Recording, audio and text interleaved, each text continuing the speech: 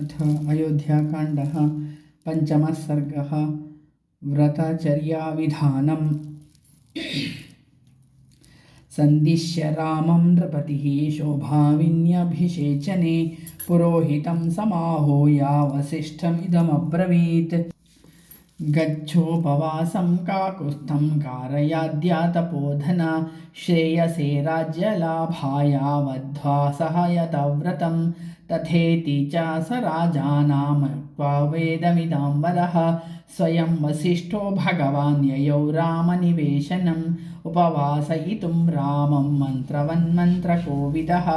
ब्राह्मं रथवरं युक्तम् आस्थाय सुधृतव्रतः स रामभवनं प्राप्य पाण्डराभ्रघ्नप्रभं तिस्रः कक्ष्या रथेनैव विवेश मुनिसत्तमः तमागतां ऋषिं रामं स्वरनिवससम्भ्रमं मानयिष्यन् समानार्हां निश्चक्रामानिवेशनात् अभ्येत्य त्वरमाणश्चारताभ्याशं मनीषणः ततोऽवतारयामासा परिगृह्य रथात् स्वयं स चैनं प्रस्थितं दृष्ट्वा सम्भाष्याभिप्रसाद्य च प्रियार्हं हर्षयन् रामम् इत्युवाच पुरोहितः प्रसन्नस्ते पिता रामाय यौवराज्यमवाप्स्यसि उपवासं भवानद्या करोतु सह सीतया प्रातस्त्वामभिषेक्ता हि यौवराज्येन राधिपः पिता दशरथः प्रीत्या ययातिं नहुषो यथा इत्युक्त्वा न तदा रामम् उपवासं यतव्रतं मन्त्रवत्कारयामासा वैदेह्या सहितं मुनिः ततो यथावद्रामेण स राज्ञो गुरुरर्चितः अभ्यनुज्ञाप्यकाकुत्स्थं ययौ रामनिवेशनात् सुहृद्भिस्तत्र रामोऽपि सहसीनः प्रियंवदैः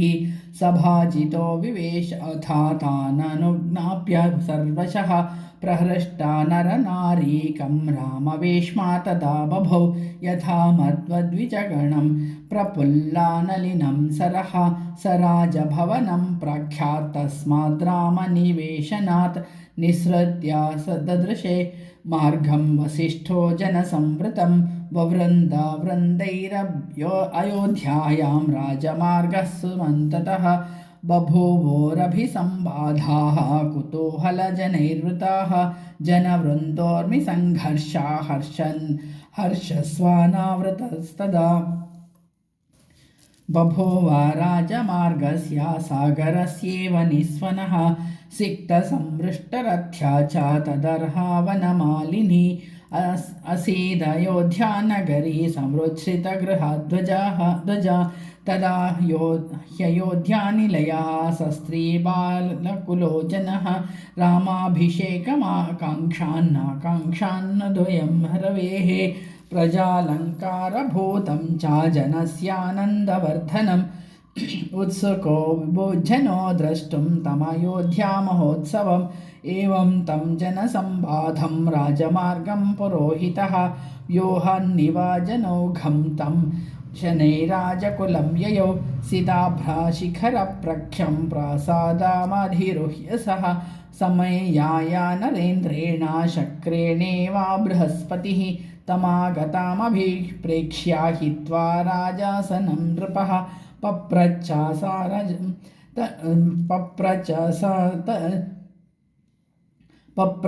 स च तस्मै तत्कृतमित्यभ्यवेदयत् तेन चैव तदा तुल्यं सहासीनः सभासदः आसनेभ्यः समुत्तस्तुः पूजयन्तः पुरोहितं गुरुणा त्वभ्यनुज्ञातो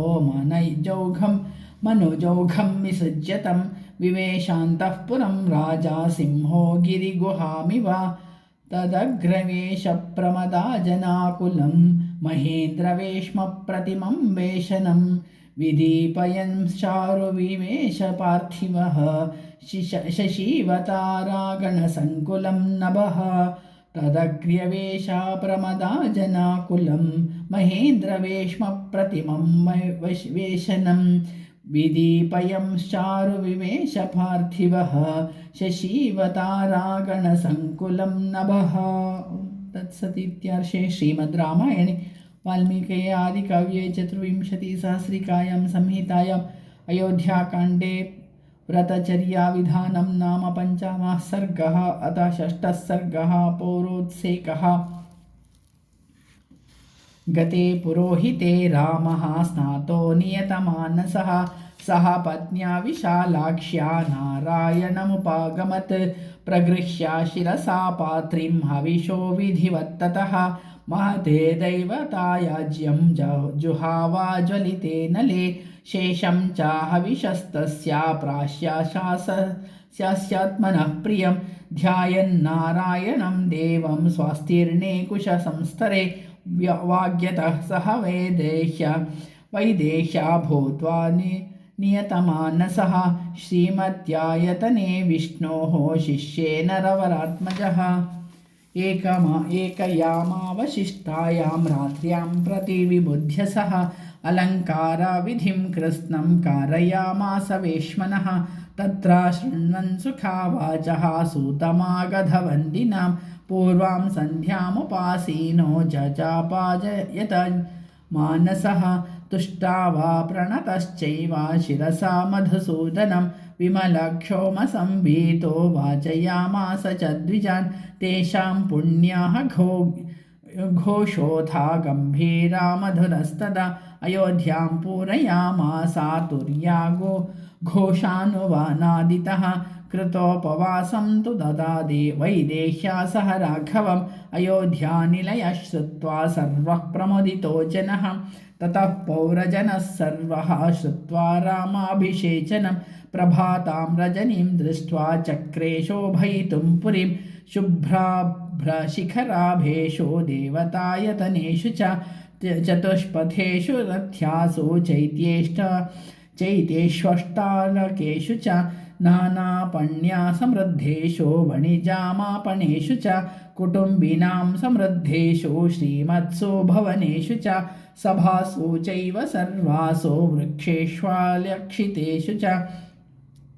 ध्वजासमुच्छ्रिताश्चित्राः पताकाश्चाभवं सदा नटनर्तकसङ्घानां गायकानां च गायतां मनः कर्णसुखावाचः शुश्रावा जनता ततः रामाभीष्टावयुक्ताश्च कथाश्चक्रर्मिथो जनाः रामाभिषेके सम्प्राप्ते चत्वरेषु गृहेषु च बाला अपि क्रीडमाना गृहद्वारेषु सङ्घर्षः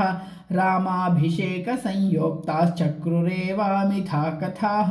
कृतपुष्पोपहारश्चादुपगन्धाभिवासितः राजमार्गः कृतः श्रीमान् पौरैरामाभिषेचने प्रकाशीकरणार्थं च निशागमनशङ्कया दीपवृक्षंस्तथा चक्रुरनुरथ्यासु सर्वशः अलङ्कारं पुरस्यैवं कृत्वा तत्पुरवासिनः आकाङ्क्षमाणा रामस्य यौवराज्याभिषेचनं समेत्या सङ्घषः सर्वे चत्वरेषु सभासु च कथयन्तोमितस्तत्र प्रशशंसर्जनाधिपम् अहो महात्मा राजायामिक्ष्वाकुकुलनन्दनः ज्ञात्वा यो वृद्धमात्मानं रामं राज्येऽभिषेक्ष्यति सर्वे ह्यनुगृहीता स्मो यन्नो रामो महीपतिः चिराया भविता गोप्ता दृष्टलोकपरावरः अनोद्धतमना विद्वान् धर्मात्मा भ्रातृवत्सलः यथा च भ्रातृषु स्निग्धास्तथा स्मास्वपि राघवः चिरं जीवतु धर्मात्मा राजा दशरथो नघः यत्प्रसादेनाभिषिक्तं रामं द्रक्ष्यामहे वयम् एवं विधं कथयतां पौराणां शुश्रुवुः परे दिग्भ्यो विश्रुतवृत्तान्ताः प्राप्ता जानपदा जनाः ते तु दिग्भ्यः पुरीं प्राप्ता द्रष्टुं रामाभिषेचनं रामस्य पूरयामासुः पुरीं जानपदा जनाः जनौघैस्तैर्विसर्पद्भिः शुश्रुवे तत्र निस्वनः पूर्वसोदीर्णवेगस्य सागरस्येव निस्वनः ततस्तदिन्द्रक्षयसन्निभं पुरं दिदृक्षुभिर्जानपदैरुपागतैः समन्ततः सस्वनमाकुलं बभौ समुद्रयादोभिरिवार्णवोदकं ततस्तदिन्द्रक्षयसन्निभं पुरं दिदृक्षुभिर्जानपदैरुपागतैः समन्ततः सस्वनमाकुलं बभौ समुद्रयादोभिरिवार्णवोदकम्। ओम तत्सदिति श्रीमद्रामायणे वाल्मीकि आदिकाव्ये चतुर्विंशतिसहस्रिकायां संहितायाम् अयोध्याकाण्डे पौरोत्सेको नाम षष्ठः सर्गः। अथ सप्तमः सर्गः मन्थरापरिदेवनम्। ज्ञातिदासी यतो जाता कैकेय्यास्तु सहोषिता प्रासादं चन्द्रसङ्काशम् आरुरोहाय दृच्छया सिक्तराजपथां कृत्स्नां प्रकीर्णा कमलोत्पला अयोध्यां मन्थरा तस्मात् प्रासादादन्ववेक्षत पताकाभिर्वरार्हाभिर्ध्वजैश्च समलङ्कृतां सिक्तां चन्दनतोयैश्च शिरस्नाता जनैर्युतां माल्यामोदकहस्तैश्च द्विजेन्द्रैरभिनादितां शुक्लदेवाग्रहद्वारां सर्वावादित्रनिस्वनां सम्प्रहृष्टजनाकीर्णां ब्रह्मघोषाभिनादितां प्रहृष्टावरहस्याश्वां सम्प्रणर्दित गोवृषां प्रहृष्टामुदितैः पौरैः तद्वजमालिनीम् अयोध्यां मन्थरा दृष्ट्वा परं विस्मयमागता सा हर्षोत्पुल्लनयनां पाण्डरक्षोमवासिनीम् अविदूरे स्थितां दृष्ट्वा धात्रीं पप्रच्च मन्थरा उत्तमेनाभिसंयुक्ता हर्षेणार्था परा सती राममाता धनं किं नो जनेभ्यः सम्प्रयच्छति अतिमात्रा प्रहर्षोऽयं किं जनस्य च संशमे कारयिष्यति किं वापि सम्प्रहृष्टो महीपतिः विदीर्यमाणा हर्षेणा धात्री परमाय मुदा आचचक्षेत कुब्जाये भूयसीं राघवे श्रियं श्वः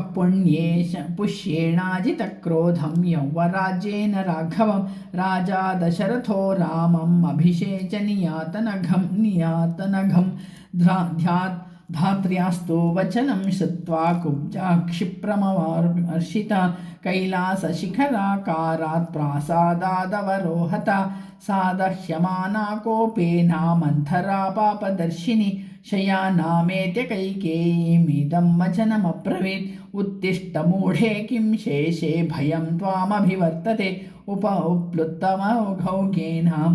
किमात्मानं न बुध्यसे अनिष्टे सुभगाकारे सौभाग्येन विकत्तसे चलं हि तव सौभाग्यं नद्याः स्रोता इवोष्मघे एवमुक्ता तु कैकेयी रुष्टया परशं वचः कुब्जाया पापदर्शिन्या विषादामगमत्परम्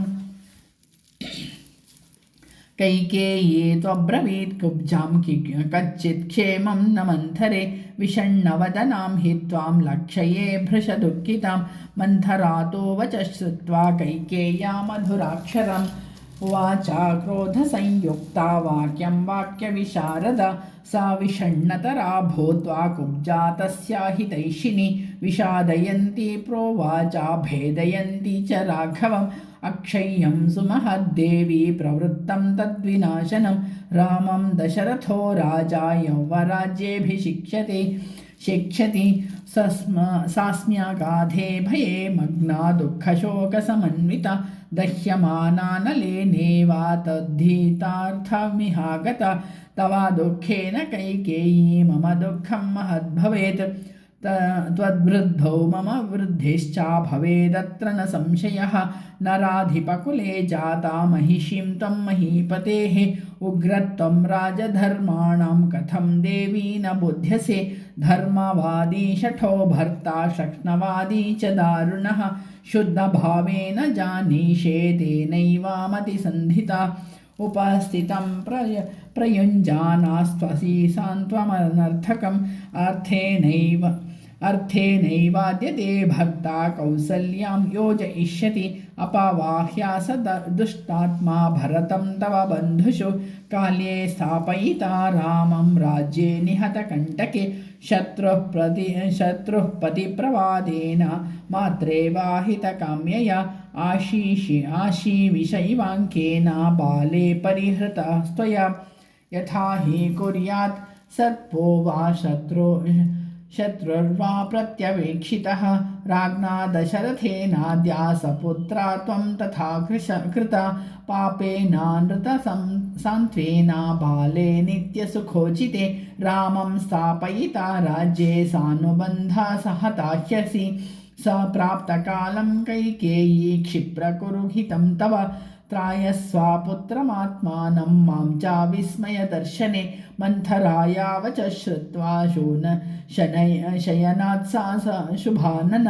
उत्तस्थो हर्षसम्पूर्णा चन्द्रलेखेव शारदी अतीवा सा तु संहृष्टा कैकेयी विस्मयान्विता एकमाभरणं तस्यै कुब्जायै प्रददौ शुभं दत्त्वा त्वाभरणं तस्यै कुब्जायै प्रमदोत्तमा कैकेयी मन्थरां दृष्ट्वा पुनरेवाब्रवीदिदम् इदं तु मन्थरे मह्यम् आख्यासि परमं प्रियम् एतन्मे प्रियमाख्यातं भूयः किं वा करोमीति रामे वा भरते वाहं विशेषं नोपलक्ष्ये तस्मात् तुष्टास्मि यद्राजा रामं राज्याभिषेक्ष्यति न मे परं किञ्चिदतस्त्वया पुनः प्रियं प्रियार्हेषु वचः परं तथा ह्यवोचस्त्वमतः प्रियोत्तरं परं वरं ते प्रददामि तं वरं वृणु न मे परं किञ्चिदतस्त्वया पुनः प्रियं प्रियार्हेषु वचः परं तथा ह्यवोचस्त्वमतः प्रियोत्तरं परं वरं ते प्रददामि तं वृण। ओं तत्सदिति श्रीमद् रामायणे वाल्मीकि आदिकाव्ये चतुर्विंशतिसहस्रिकायां संहितायाम् अयोध्याकाण्डे मन्थरा परिदेवनं नाम 7 सर्गः।